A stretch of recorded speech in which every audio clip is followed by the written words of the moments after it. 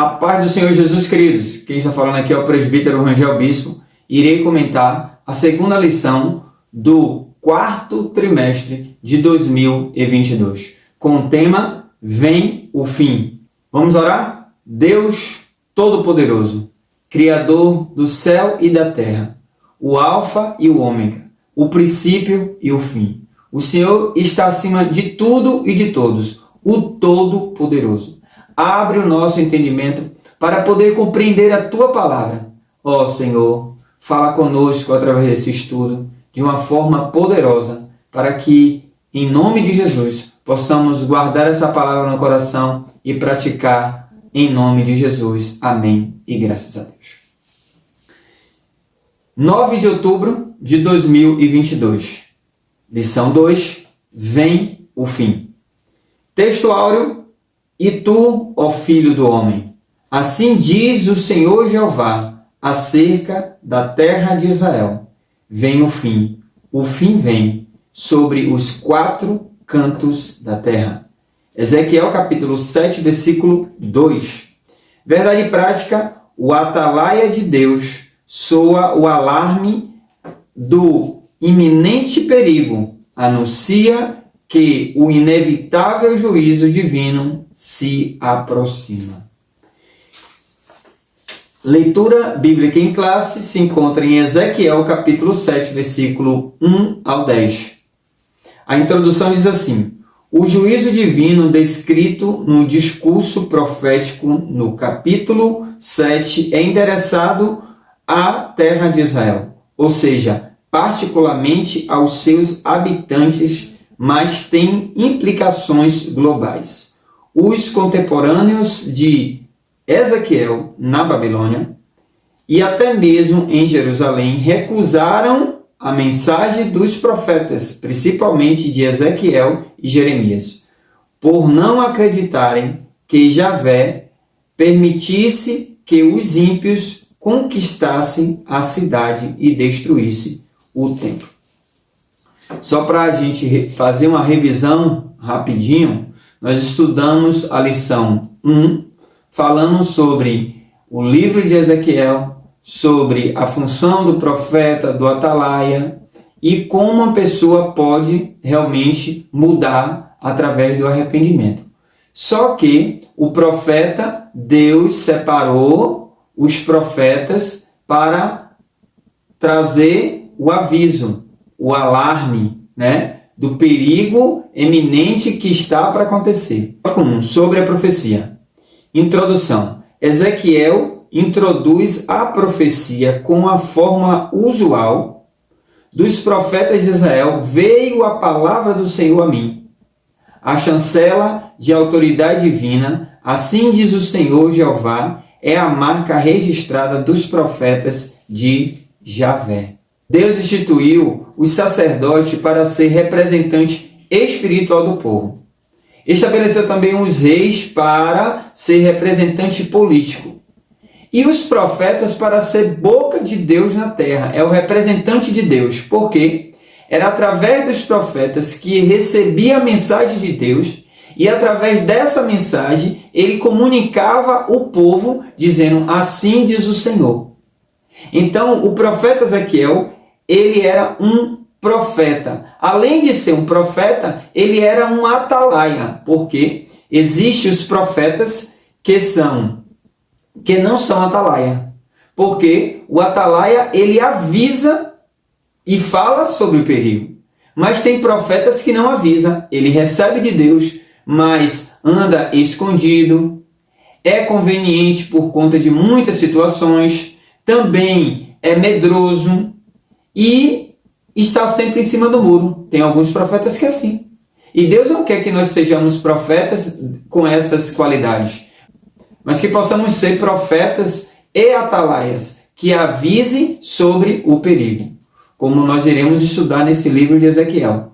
Se você, como profeta, avisa sobre o perigo e a pessoa não der ouvido, como diz lá em Ezequiel capítulo 2, que quer ouçam ou deixe de ouvir, mas ele vai saber que houve um profeta. Então, a função do profeta é avisar, não é fazer e nem obrigar ninguém a se converter, mas sim anunciar sobre o perigo. Agora, quem der crédito, amém. Quem não der crédito, vai sofrer as consequências. E nós podemos ver também que a nossa profecia hoje, antigamente, era através do profeta que recebeu de Deus. E a nossa profecia está escrito na Bíblia. A Bíblia, em Apocalipse, capítulo 1, versículo 3, está escrito: bem-aventurado aquele que lê e os que ouvem as palavras desta profecia e guarda as coisas que nelas estão escritas, porque o tempo está próximo.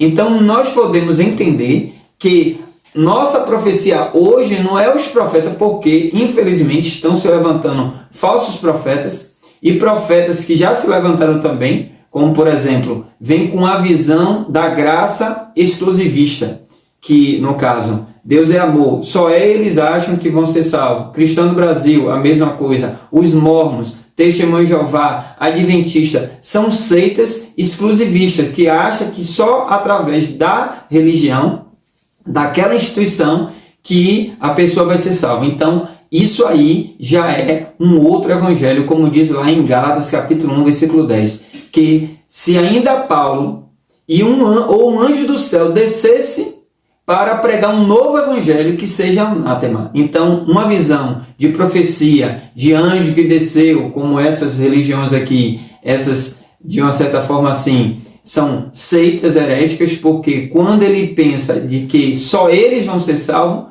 já realmente pode ser constituído como uma seita, porque a graça de Deus se estende em toda a terra, em todas as gerações, em todas as tribos, raças, povos, enfim, Deus, a graça de Deus é para todos nós.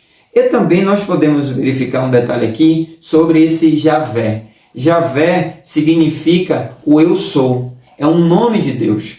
Então, nós podemos verificar que em Apocalipse capítulo 1, versículo 8, está escrito também: eu sou o alfa e o ômega, o princípio e o fim. Diz o Senhor, o que é, o que era e o que há de vir, o Todo-Poderoso.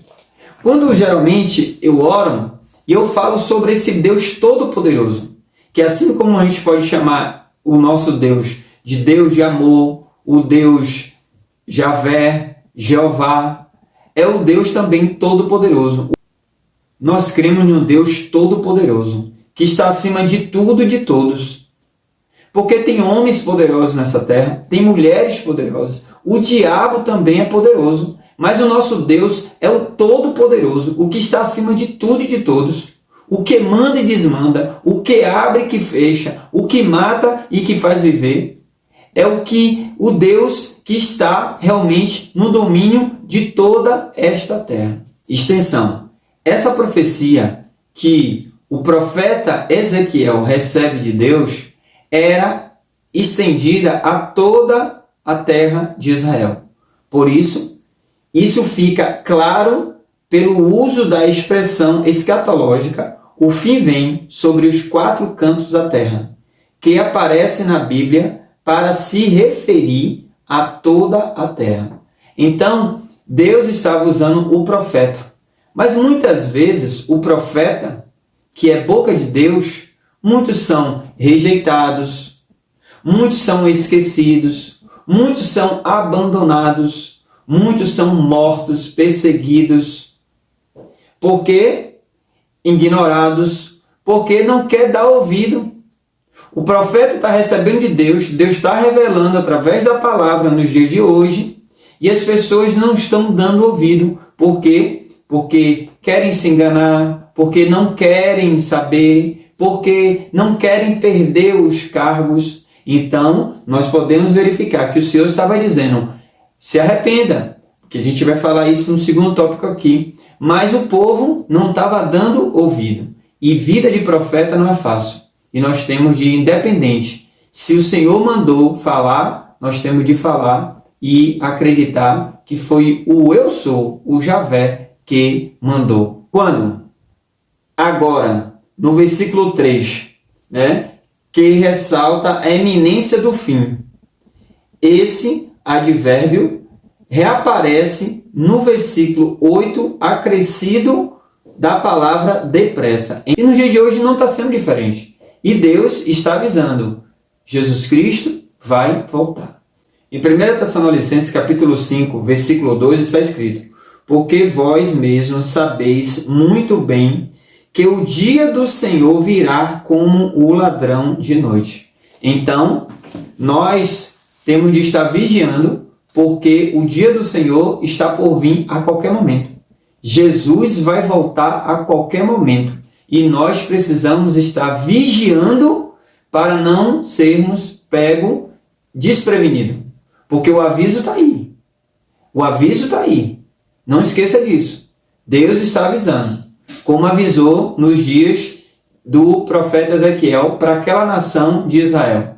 Mas o povo não deu ouvido. Mas que possamos estar realmente a cada dia atentos para ouvir a voz do Senhor. Como está escrito em Apocalipse capítulo 3, versículo 22. Quem tem ouvido, ouça o que o Espírito diz às igrejas. Tópico 2.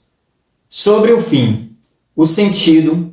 A palavra fim no hebraico significa destruição, ruína, morte, condenação. Observe que o Senhor está falando sobre o fim. Mas, infelizmente, o povo não estava acreditando na voz do profeta Ezequiel. Mas o Senhor estava dizendo, vem o fim. E nós podemos ver que em Naum, capítulo 1, versículo 3, está escrito: o Senhor é tardio em irar-se, mas grande em força, e ao culpado não tem por inocente. O Senhor tem o seu caminho na tormenta e na tempestade, e as nuvens são o pó dos seus pés. Então, nesse texto, já podemos identificar que Deus ele manda o profeta para depois não sinalizarem, ninguém me avisou. Não, Deus não vai ter ninguém por inocente. Porque ele vai dizer, eu mandei os meus profetas. Eu mandei o presbítero Rangel falar com você. Eu mandei seu João, seu José, seu Antônio, Maria, Joana, Ana. Deus mandou. Mas as pessoas não querem dar crédito ao profeta. Mas o fim vem. Nos dias de Noé, foi dessa mesma forma. Deus chama Noé para construir a arca e muitos zombaram de Noé. Noé ficou 120 anos construindo aquela arca, aproximadamente. Mas, quem sabe muitos ali estavam chamando ele de loucos. Como é que naquele tempo não existia chuva e ele estava fazendo uma arca, dizendo que havia um dilúvio, a primeira chuva que caiu, que foi o dilúvio. Mas as pessoas estavam ignorando Noé, mas o fim veio, o dilúvio veio. Expressão repetida sobre o fim. Vem o fim. Os profetas durante séculos vinham chamando o povo que era conhecedor da lei de Moisés e do pacto do Sinai ao arrependimento. Agora o povo estava sendo informado de que o fim divino era real. Queridos, foram muitos e muitos profetas avisando aquela nação, mas ninguém quis dar ouvido. Ou, aliás, muitos não quiseram dar ouvidos. Mas o fim veio. E veio, e nós podemos identificar 6 aspectos dessa profecia de juízo contra Israel. Primeiro, será uma destruição completa. Segundo, uma destruição eminente. Terceiro, uma destruição inevitável.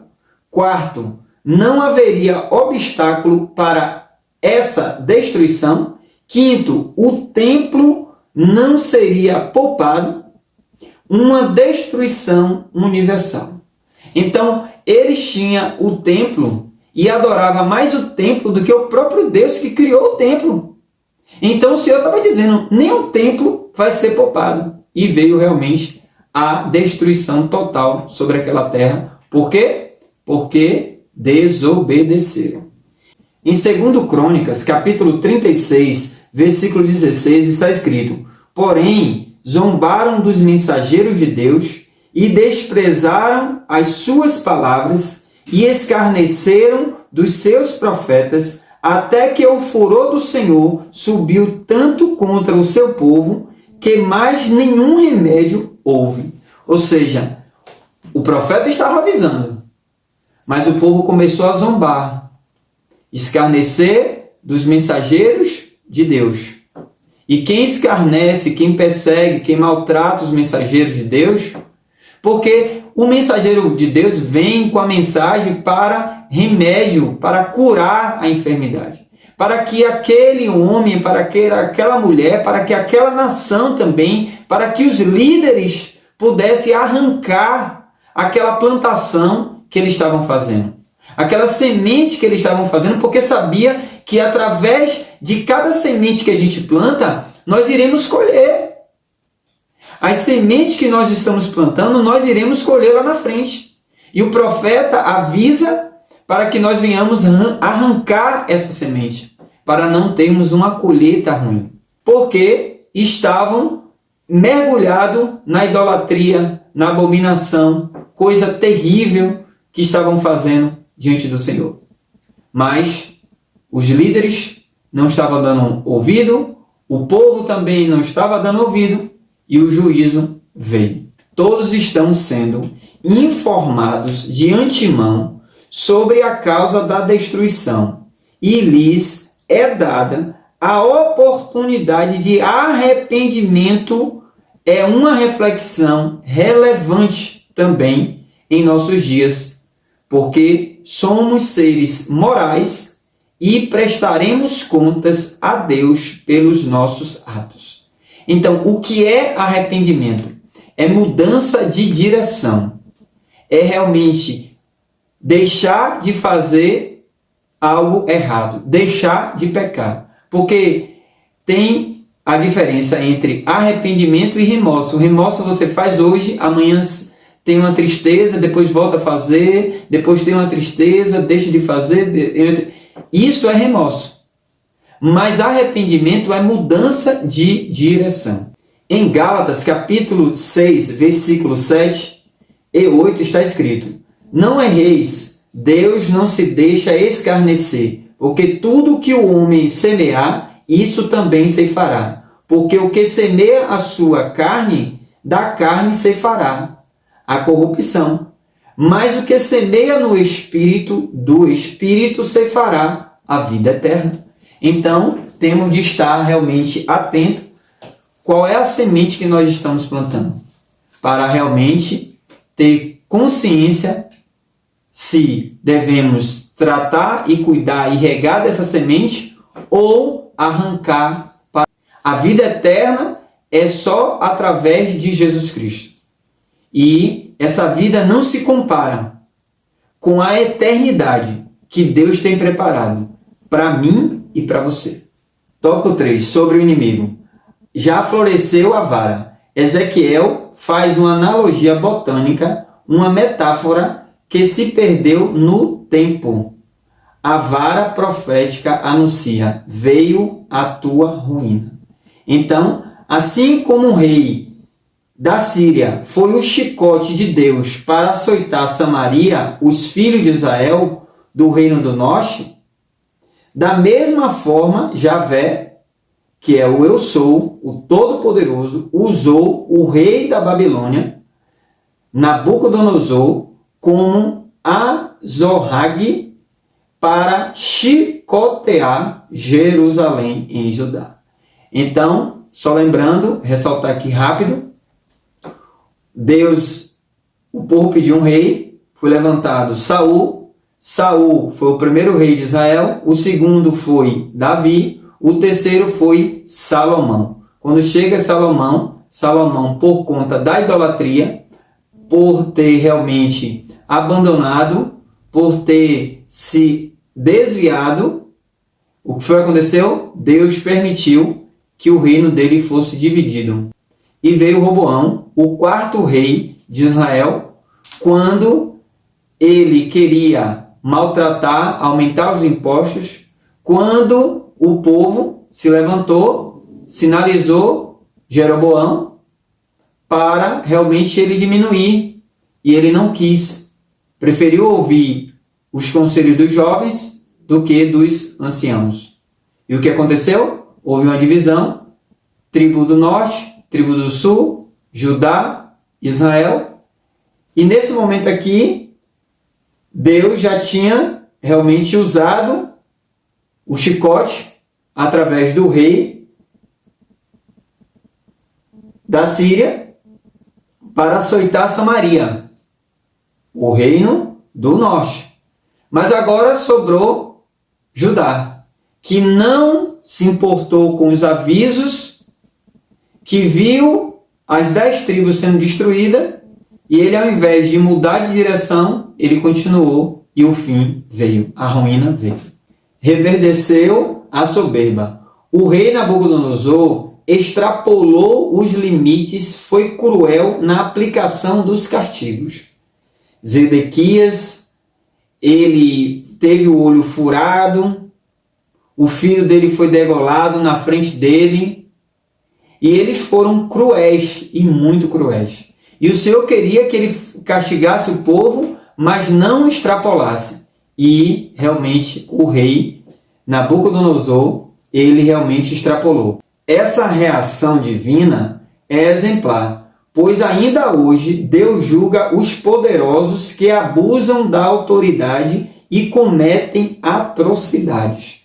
Então, Deus, assim como o Senhor permitiu que o rei Nabucodonosor entrasse como um chicote para punir o povo, esse mesmo rei extrapola. E o Senhor está dizendo que iria dar realmente o retorno para eles. Porque, como está escrito aqui, assim como nos dias de Nabucodonosor, existe também nos dias de hoje, como sempre existiu, os poderosos, que gostam de explorar, que gostam de ser ditadores, que são realmente os dominadores. E o Senhor está dizendo, aqueles que agem assim, eu vou me levantar para punir também eles. Porque não pode ter o abuso de autoridade. O rei Nabucodonosor, o nome Nabucodonosor é de origem acádica, antiga língua da Mesopotâmia, que significa Nabuco, protegeu a minha herança. A Septuaginta e Joséfo empregam a forma grega Nabuchodonosor. Septuaginta, de uma forma resumida, é a primeira tradução do Antigo Testamento do hebraico para o grego. Por quê? Porque alguns judeus, muitos judeus, nasceram em terras estranhas e a língua atual era o grego e eles precisavam entender sobre a lei do Senhor, sobre o Pentateuco, sobre os profetas, sobre os salmos. 70 tradutores sábios para trazer esse relacionamento, essa intimidade com a lei do Senhor, mesmo em países estranhos. A Babilônia. O nome do país é o mesmo da sua capital, caldeus e babilônicos, né? Que significa conquistadores, também portão de deuses. E nós sabemos que Isaías se referiu muitas vezes entre babilônios e caldeus, que seria o mesmo povo. Nós podemos ver a origem desses inimigos que foi levantado, que foi uma permissão de Deus para punir diante daquele povo, daquela nação que tinha esquecido de Deus. Mas, conclusão, os julgamentos divinos na história mostram que o pecado jamais ficará impune e que a única maneira de escapar da condenação é através do arrependimento e da fé. Israel não tinha desculpa, não podia alegar ignorância, pois o povo dispunha de Moisés, do ensino dos antigos sábios, da revelação dos profetas e do conselho dos sacerdotes. O apelo dramático de Ezequiel é um exemplo clássico dessa verdade. Então, naquele tempo, existiam os verdadeiros e os falsos. Mas, infelizmente, os verdadeiros que estavam realmente anunciando a verdade, o povo, os líderes, não deu ouvido.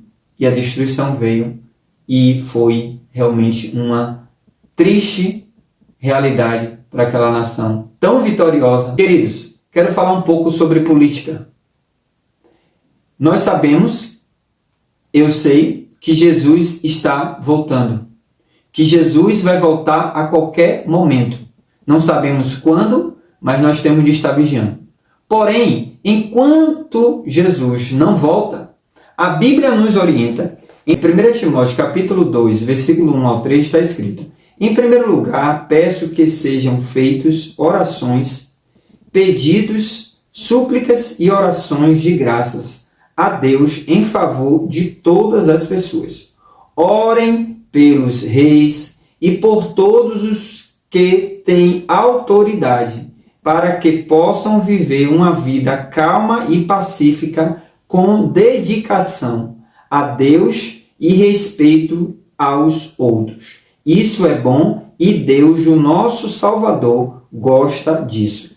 Baseado nesse texto que acabamos de ler, podemos verificar que não temos de ficar em cima do muro. Estamos num período muito difícil. É uma guerra espiritual que o nosso Brasil está passando e precisamos tomar a nossa posição. Como um profeta de Deus, ter a ciência do que está acontecendo, ouvir as propostas e tomar a decisão. Porque se temos esse direito de voltar, que foi conquistado debaixo de muita luta, nós temos de exercer o nosso papel. Não podemos ficar em branco, nulo, e até mesmo dizer, eu não tenho nada a ver com isso, que ganhar... Não, nada disso. É como você ir em uma pizzaria e você ter o cardápio e não querer escolher, e quando vir uma pizza de bofe para você comer. E você vai dizer, eu não como pizza de bofe, mas você não escolheu. Só que na política é assim, você não escolhe e fica 4 anos sofrendo. E podemos entender que tem um partido que é a favor de Deus, da pátria, da família, da liberdade, e precisamos saber essa diferença. Durante 4 anos foi feito a transposição do Rio São Francisco, trazendo água a todos os nordestinos. E durante 16 anos não foi feito isso. Então, precisamos ter essa consciência do que é um partido e do que é outro. Você vai decidir.